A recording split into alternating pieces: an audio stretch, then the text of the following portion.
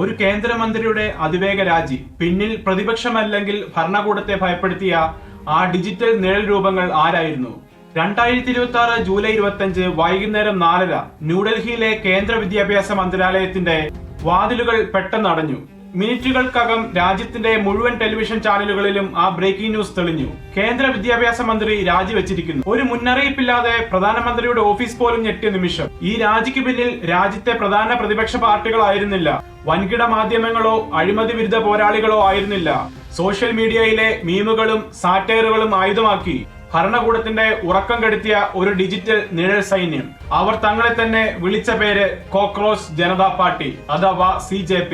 ആരായിരുന്നു ഇവർ? കേവലം ട്രോളുകൾ ഉണ്ടാക്കുന്ന ചില ഉഴപ്പന്മാരെന്ന മാധ്യമങ്ങളുടെ പ്രവചനങ്ങളെ തെറ്റിച്ചുകൊണ്ട് ഇവർ എങ്ങനെയാണ് ഇന്ത്യയിലെ ഏറ്റവും വലിയ ഡിജിറ്റൽ പ്രക്ഷോഭത്തിന് തിരികൊളുത്തിയത്? സത്യം അറിയണമെങ്കിൽ നമ്മൾ 2 മാസം പുറകോട്ട് സഞ്ചരിക്കണം. 2026 മെയ് 15 ഇന്ത്യയുടെ പരമോന്നത കോടതി മുറി തൊഴിലില്ലായ്മയെക്കുറിച്ചും പരീക്ഷാ ക്രമക്കേടുകളെ കുറിച്ചുമുള്ള ഒരു ഹർജി പരിഗണിക്കവേ പ്രതീക്ഷിക്കാത്ത ഒരു സംഭവം നടന്നു. കോടതി മുറിയിലെ വാദത്തിനിടെ ജോലിയില്ലാതെ വലയുന്ന യുവാക്കളെയും ആക്ടിവിസ്റ്റുകളെയും കുറിച്ച് അല്പം കടുപ്പമുള്ള ഒരു പരാമർശം ഉണ്ടാകുന്നു. ജോലിയില്ലാതെ നടക്കുന്നവർ സമൂഹത്തിലെ പാറ്റകളെ പോലെയാണ്. ആ 6 വാക്കുകൾ അന്ന് രാത്രി തന്നെ സോഷ്യൽ മീഡിയ അൽഗോരിതങ്ങളിൽ തീ പടർത്തി. പരീക്ഷാ ചോർച്ചകളും തൊഴിലില്ലായ്മയും കാരണം മനം മടുത്ത കോടിക്കണക്കിന് യുവാക്കളുടെ മുറിവിലേക്ക് മുളകുപൊടി വിതറുന്നത് പോലെയായിരുന്നു ആ വാക്കുകൾ. ഭരണകൂടവും നീതിന്യായ വ്യവസ്ഥയും തങ്ങളെ പാറ്റകൾ എന്ന് വിളിച്ചപ്പോൾ ഡിജിറ്റൽ ലോകത്തെ ആരും അറിയാത്ത ഒരു ചെറുപ്പക്കാരൻ ഒരു വിചിത്രമായ പ്ലാൻ തയ്യാറാക്കാൻ തുടങ്ങി. മെയ് 16 ബോസ്റ്റൺ യൂണിവേഴ്സിറ്റിയിൽ നിന്ന് തിരികെ എത്തിയ അഭിജിത് ദീപ്കെ എന്ന 30-കാരൻ തന്റെ ലാപ്ടോപ്പ് തുറന്ന് ഒരു ചോദ്യം പോസ്റ്റ് ചെയ്യുന്നു. നിങ്ങൾ ഞങ്ങളെ പാറ്റയെന്ന് വിളിച്ചാൽ അതേ പാറ്റകളുടെ ഒരു പാർട്ടി രൂപീകരിച്ചാൽ എങ്ങനെയിരിക്കും? അങ്ങനെയാണ് കോക്രോച്ച് ജനതാ പാർട്ടി ജന്മമെടുക്കുന്നത്. അവർ തങ്ങളുടെ ചിഹ്നമായി തെരഞ്ഞെടുത്തത് ഒരു പാറ്റയാണ്. എന്തുകൊണ്ട് പാറ്റ? എത്ര ചവിട്ടി മെതിച്ചാലും അറ്റോമിക് റേഡിയേഷനെ പോലും അതിജീവിച്ച് തിരിച്ചു വരുന്ന ഒരേ ഒരു ജീവി പാറ്റയാണ്. നിങ്ങൾ എത്ര അടിച്ചമർത്തിയാലും ഞങ്ങൾ ചോദ്യങ്ങൾ ചോദിച്ചുകൊണ്ടേയിരിക്കും. വെറും 48 മണിക്കൂർ ഇൻസ്റ്റഗ്രാമിലും ട്വിറ്ററിലും CJPയുടെ ഫോളോവേഴ്സ് ലൈവായി ഉയർന്നത് ലക്ഷങ്ങളിലേക്കാണ്. ഭരണകക്ഷികളുടെ വലിയ IT സെല്ലുകളെ പോലും ഞെട്ടിച്ചുകൊണ്ട് അവരുടെ മീമുകൾ ഇൻഫീഡുകളിൽ നിറഞ്ഞു. എന്നാൽ കേന്ദ്ര ആഭ്യന്തര മന്ത്രാലയത്തിലെ ഇന്റലിജൻസ് ഏജൻസികൾ ഈ പേജ് നിരീക്ഷിക്കാൻ തുടങ്ങിയപ്പോഴാണ് ആ ഞെട്ടിക്കുന്ന വിവരം പുറത്തു വന്നത്.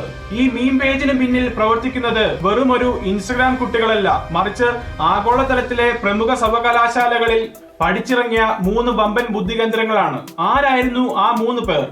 അവരെങ്ങനെയാണ് ഭരണകൂടത്തിന് കെണിയൊരുക്കിയത്? സാധാരണ ട്രോളന്മാർ എന്ന് കരുതി ഭരണകൂടം തള്ളിക്കളഞ്ഞ പേജിന് പിന്നിൽ ലോകത്തെ പ്രമുഖ സർവകലാശാലകളിലെ 3 ബുദ്ധികേന്ദ്രങ്ങളായിരുന്നു. CJP എന്ന ഇൻസ്റ്റഗ്രാം പേജ് വൈറലായ ആദ്യ ദിവസങ്ങളിൽ മെയിൻ സ്ട്രീം മാധ്യമങ്ങളിലെയും TV സ്റ്റുഡിയോകളിലെയും മുതിർന്ന രാഷ്ട്രീയ നിരീക്ഷകർ അതിനെ ചിരിച്ചുതള്ളി. വീട്ടിലിരിക്കുന്ന കുറച്ച് ട്രോളന്മാർക്ക് വേറെ പണിയില്ലാത്തത് കൊണ്ട് ഉണ്ടാക്കിയ തമാശ പേജ് എന്ന് അവർ വാർത്താമുറികളിൽ പരിഹസിച്ചു. എന്നാൽ കേന്ദ്ര ഇന്റലിജൻസ് ഏജൻസികളും മാധ്യമങ്ങളിലെ ഇൻവെസ്റ്റിഗേറ്റീവ് ടീമും ഈ പേജിന്റെ IP അഡ്രസ്സുകളും ഡൊമൈൻ വിവരങ്ങളും പിന്തുടർന്ന് അന്വേഷണം തുടങ്ങിയപ്പോൾ ഞെട്ടിക്കുന്ന ഒരു യാഥാർത്ഥ്യം വെളിപ്പെട്ടു. ഇത് ഏതെങ്കിലും സ്കൂൾ കുട്ടികളോ പണിയില്ലാത്ത ചെറുപ്പക്കാരോ നടത്തുന്ന പേജായിരുന്നില്ല. ഇതിനു പിന്നിൽ പ്രവർത്തിച്ചിരുന്നത് ആഗോളതലത്തിൽ ശ്രദ്ധേയരായ 3 വമ്പൻ പ്രൊഫഷണലുകളായിരുന്നു. സിസ്റ്റത്തിന്റെ എല്ലാ വിടവുകളും കൃത്യമായി പഠിച്ച 3 ഇന്റലക്ച്വലുകൾ. അതെ, അതാണ് CJPയുടെ ബ്രെയിൻ ട്രസ്റ്റ്. ആരായിരുന്നു അവർ? ആദ്യത്തെയാൾ അഭിജിത് ദീപ്കെ. അമേരിക്കയിലെ ബോസ്റ്റൺ യൂണിവേഴ്സിറ്റിയിൽ നിന്ന് പബ്ലിക് റിലേഷൻസിലും പൊളിറ്റിക്കൽ കമ്മ്യൂണിക്കേഷനിലും മാസ്റ്റേഴ്സ് എടുത്തയാൾ. ഡിജിറ്റൽ ലോകത്ത് ഒരു തരംഗം എങ്ങനെ സൃഷ്ടിക്കണമെന്ന് കൃത്യമായി പഠിച്ച മാസ്റ്റർ സ്ട്രാറ്റജിസ്റ്റ്. രണ്ടാമത്തെയാൾ സൗരവ് ദാസ്. രാജ്യത്തെ നീതിന്യായ വ്യവസ്ഥയെക്കുറിച്ചും വിവരാവകാശ നിയമങ്ങളെക്കുറിച്ചും ആഴത്തിൽ റിപ്പോർട്ട് ചെയ്യുന്ന പ്രമുഖ ഇൻവെസ്റ്റിഗേറ്റീവ് ജേർണലിസ്റ്റ്. സിസ്റ്റത്തിന്റെ നിയമപരമായ വിടവുകൾ എവിടെയൊക്കെയാണെന്ന് സൗരവ്ദാസിന് കൃത്യമായി അറിയാമായിരുന്നു. ഇനി മൂന്നാമത്തെ ആളെ കേൾക്കൂ, അശുതോഷ് റംഗ. IIT കാൺപൂരിൽ നിന്ന് BTech, ലോക പ്രശസ്തമായ ലണ്ടൻ സ്കൂൾ ഓഫ് ഇക്കണോമിക്സിൽ നിന്ന് പബ്ലിക് അഡ്മിനിസ്ട്രേഷനിൽ ബിരുദാനന്തര ബിരുദം, ഒപ്പം ഗ്ലോബൽ കൺസൾട്ടിംഗ് ഭീമനായ മെക്കിൻസിയിൽ ജോലി ചെയ്ത പരിചയം. ലക്ഷക്കണക്കിന് രൂപ ശമ്പളമുള്ള കോർപ്പറേറ്റ് ജോലികൾ സ്വന്തമാക്കാൻ കഴിയുന്ന ഇവർ എന്തുകൊണ്ടാണ് തങ്ങളുടെ പേരോ മുഖമോ വെളിപ്പെടുത്താതെ പാറ്റകളുടെ പാർട്ടി എന്ന പേരിൽ ഒരു സാറ്റയർ മൂവ്മെന്റ് തുടങ്ങിയത്? അവിടെയാണ് CJPയുടെ ഏറ്റവും വലിയ ഡിജിറ്റൽ ആയുധം പുറത്തു വരുന്നത്. അവർ ആർട്ടിഫിഷ്യൽ ഇന്റലിജൻസിനെ തങ്ങളുടെ പ്രധാന പ്രചരണ ആയുധമാക്കി. CJP പുറത്തിറക്കിയ സാറ്റയർ പ്രകടന പത്രിക പരിശോധിച്ച ഭരണകൂടത്തിന് ഒരു കാര്യം മനസ്സിലായി: ഇത് പരിഹസിക്കാൻ വേണ്ടി മാത്രം ഉണ്ടാക്കിയതല്ല. കാരണം അതിൽ 5 കൃത്യമായ ആവശ്യങ്ങൾ ഉണ്ടായിരുന്നു. റിട്ടയർമെന്റിന് ശേഷമുള്ള പദവികൾ പരിശോധിക്കുക. സുപ്രീം കോടതി ജഡ്ജിമാർ വിരമിച്ച ഉടൻ രാഷ്ട്രീയ പദവികൾ സ്വീകരിക്കുന്നത് പരിശോധിക്കുക. വോട്ടർ പട്ടികയിലെ സുതാര്യത. ലക്ഷക്കണക്കിന് വോട്ടർമാരുടെ പേരുകൾ ഇലക്ഷൻ കമ്മീഷൻ അനാവശ്യമായി വെട്ടിമാറ്റുന്നത് തടയുക. സ്ത്രീ പ്രാതിനിധ്യം. പാർലമെന്റിൽ 50% സ്ത്രീ സംവരണം അടിയന്തരമായി നടപ്പിലാക്കുക. PM കെയേഴ്സ് ഫണ്ട് ഉൾപ്പെടെയുള്ള എല്ലാ പൊതു ട്രസ്റ്റുകളും അക്കൗണ്ടന്റ് ജനറലിന്റെ ഓഡിറ്റിംഗിന് വിധേയമാക്കുക. പരീക്ഷാ സുതാര്യത. നാഷണൽ ടെസ്റ്റിംഗ് ഏജൻസിയുടെ പരീക്ഷകളിൽ പൂർണ്ണ അക്കൗണ്ടബിലിറ്റി ഉറപ്പാക്കുക. ചിരിക്കു പിന്നിൽ ഒളിപ്പിച്ചു വെച്ച മൂർച്ചയേറിയ ചോദ്യങ്ങളായിരുന്നു ഇവ ഓരോന്നും. BBC ഈ മൂവ്മെന്റിനെ കുറിച്ച് ഇങ്ങനെ എഴുതി: ഇതൊരു സാധാരണ ട്രോൾ പേജ് അല്ല, ഭരണകൂടത്തിന്റെ വീഴ്ചകൾക്കെതിരെയുള്ള ഡിജിറ്റൽ ഗറില്ല യുദ്ധമാണ്. എന്നാൽ ഈ ഇന്റർനെറ്റ് യുദ്ധം തെരുവിലെ രക്തവും കണ്ണീരും കലർന്ന യഥാർത്ഥ പോരാട്ടമായി മാറിയത് പെട്ടെന്നാണ്. ഇന്ത്യയിലെ 20 ലക്ഷം ഉദ്യോഗാർത്ഥികളുടെ ജീവിതം തകർത്ത ആ വൻ ദുരന്തം എന്തായിരുന്നു? 20 ലക്ഷം വിദ്യാർത്ഥികളുടെ ഭാവി ചോദ്യചിഹ്നമായ ആ നീറ്റ് പരീക്ഷാ ചോർച്ച. വെറും ഒരു ഇൻസ്റ്റഗ്രാം മീം പേജ് എങ്ങനെയാണ് ഡൽഹിയെ പിടിച്ചുകുലുക്കിയ തെരുവ് പ്രക്ഷോഭമായി മാറിയത്? 2026 ജൂൺ ആദ്യവാരം രാജ്യത്തെ 20 ലക്ഷത്തിലധികം ഈ രാജ്യത്തിന്റെ ഭാവിയാകേണ്ട വിദ്യാർത്ഥികളുടെ തലയ്ക്ക് മുകളിൽ ആ പ്രഹരം വീണു. നീറ്റ് UG പരീക്ഷാ ചോർച്ച. മാസങ്ങളും വർഷങ്ങളും ഉറക്കമളച്ച് പഠിച്ച് പാവപ്പെട്ട കുടുംബങ്ങളിലെ കുട്ടികളുടെ സ്വപ്നങ്ങളാണ് ചോർന്ന ചോദ്യപേപ്പറുകൾക്ക് മുന്നിൽ തകർന്നടിഞ്ഞത്. എന്നാൽ ഉത്തരം നൽകേണ്ട ഗവൺമെന്റും നാഷണൽ ടെസ്റ്റിംഗ് ഏജൻസിയും ആദ്യം ചെയ്തത് എന്താണെന്നറിയാമോ? ചോർച്ചയൊന്നും ഉണ്ടായിട്ടില്ല, അതൊക്കെ ചിലരുടെ അപപ്രചരണങ്ങളാണ് എന്ന് പറഞ്ഞ് നിസ്സാരവൽക്കരിച്ചു. അതുവരെ സോഷ്യൽ മീഡിയയിൽ സർക്കാരിനെ സാറ്ററുകളിലൂടെയും ട്രോളുകളിലൂടെയും കളിയാക്കിക്കൊണ്ടിരുന്ന CJP ആ നിമിഷം തങ്ങളുടെ സ്ട്രാറ്റജി മാറ്റി. അവർ ഹാസ്യത്തിന്റെ കവർ ഊരിയെറിഞ്ഞു. തങ്ങളുടെ ഫോളോവേഴ്സിനോട് അവർ ഒരൊറ്റ ചോദ്യം ചോദിച്ചു: നിങ്ങളുടെ ഭാവി വിൽക്കാൻ വെക്കുമ്പോഴും നിങ്ങൾ ഈ സ്ക്രീനിലേക്ക് നോക്കി ചിരിച്ചിരിക്കുകയാണോ? ജൂൺ 28 ജന്തർ മന്ദറിലെ ആ ചൂടുള്ള ഉച്ചനേരത്ത് ഒരു പുതിയ ചരിത്രം കുറിക്കപ്പെട്ടു. പ്രസിദ്ധ പരിസ്ഥിതി പ്രവർത്തകനും ലഡാക്കിന്റെ പോരാളിയുമായ സോനം വാങ്ചുക് വിദ്യാർത്ഥികളുടെ പരീക്ഷാ അഴിമതിക്കെതിരെ ജന്തർ മന്ദറിൽ അനിശ്ചിതകാല നിരാഹാര സമരം പ്രഖ്യാപിച്ചു. തൊട്ടു പിന്നാലെ CJP തങ്ങളുടെ ഡിജിറ്റൽ സൈന്യത്തെ പൂർണ്ണമായി രംഗത്തിറക്കി. ചലോ ജന്തർ മന്ദർ എന്ന ഹാഷ്ടാഗിന് മണിക്കൂറുകൾക്കുള്ളിൽ ട്രെൻഡിംഗ് നമ്പർ 1 ആയി മാറി. ഡൽഹി പോലീസിനും ഇന്റലിജൻസിനും കാര്യങ്ങൾ മനസ്സിലാക്കുന്നതിന് മുമ്പ് തന്നെ പഞ്ചാബ്, ഹരിയാന, രാജസ്ഥാൻ, UP എന്നിവിടങ്ങളിൽ നിന്ന് ആയിരക്കണക്കിന് ചെറുപ്പക്കാർ ഡൽഹിയിലേക്ക് ഒഴുകിയെത്തി. ട്രെയിനുകളിലും ബസ്സുകളിലും അവരെത്തി. അവരുടെ കൈകളിൽ പാർട്ടി പതാകകൾ ഉണ്ടായിരുന്നില്ല. പകരം സ്വന്തമായി വരച്ച സാറ്റയർ ബോർഡുകളും പാറ്റകളുടെ ചിത്രങ്ങളുമായിരുന്നു ഉണ്ടായിരുന്നത്. ഭരണകൂടത്തിന്റെ ആസ്ഥാനമായ സൗത്ത് ബ്ലോക്കിൽ അപകടമണികൾ മുഴങ്ങി തുടങ്ങി. ജൂലൈ 20 അർദ്ധരാത്രി 2:15 ജന്തർ മന്ദർ മുഴുവൻ കനത്ത ഇരുട്ടിലായി. ലൈറ്റുകൾ പെട്ടെന്ന് അണഞ്ഞു. നൂറുകണക്കിന് ഡൽഹി പോലീസ് ഉദ്യോഗസ്ഥരും റാപ്പിഡ് ആക്ഷൻ ഫോഴ്സും സമരപന്തൽ വളഞ്ഞു. നിരാഹാര കിടക്കയിലായിരുന്ന സോനം വാങ്ചുക്കിനെയും ഏതാനും വിദ്യാർത്ഥി നേതാക്കളെയും ബലമായി അവിടെ നിന്ന് നീക്കി അജ്ഞാത കേന്ദ്രങ്ങളിലേക്ക് മാറ്റി. ലൈവ് സ്ട്രീം ചെയ്തുകൊണ്ടിരുന്ന വിദ്യാർത്ഥികളുടെ മൊബൈൽ ഫോണുകൾ പോലീസ് പിടിച്ചെടുത്തു. സമരം അടിച്ചമർത്തി എന്ന ആശ്വാസത്തിൽ പോലീസ് പിരിഞ്ഞുപോയി. പക്ഷേ അവർക്ക് തെറ്റിപ്പോയി. കാരണം അടുത്ത ദിവസം രാവിലെ CJP തങ്ങളുടെ ഏറ്റവും അപകടകാരിയായ അടവ് പുറത്തെടുത്തു. ഡിജിറ്റൽ ലോകത്തെ ആ അടവ് എന്തായിരുന്നു? അക്കൗണ്ടുകൾ പൂട്ടിയിട്ടും അടങ്ങാത്ത വിപ്ലവം.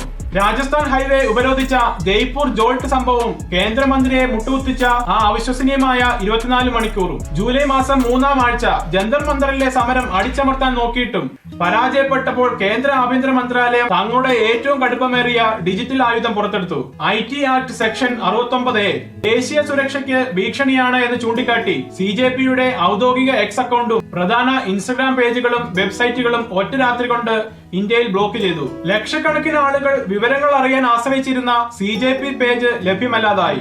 ഭരണകൂടം വിചാരിച്ചത് സർവീസ് പ്രൊവൈഡർമാരെ കൊണ്ട് അക്കൗണ്ടുകൾ പൂട്ടിച്ചാൽ വാർത്തകൾ പ്രചരിക്കുന്നത് നിൽക്കുമെന്നും സമരം താനെ അവസാനിക്കുമെന്നുമാണ്. പക്ഷേ അവർ മറന്നുപോയ ഒരു കാര്യമുണ്ട്. ഈ സമരത്തിന് പിന്നിലുള്ളത് അൽഗോരിതങ്ങളെയും ഇന്റർനെറ്റിനെയും വിരൽത്തുമ്പിൽ കളിപ്പിക്കുന്ന ഒരു ഡിജിറ്റൽ ജനറേഷനാണ്.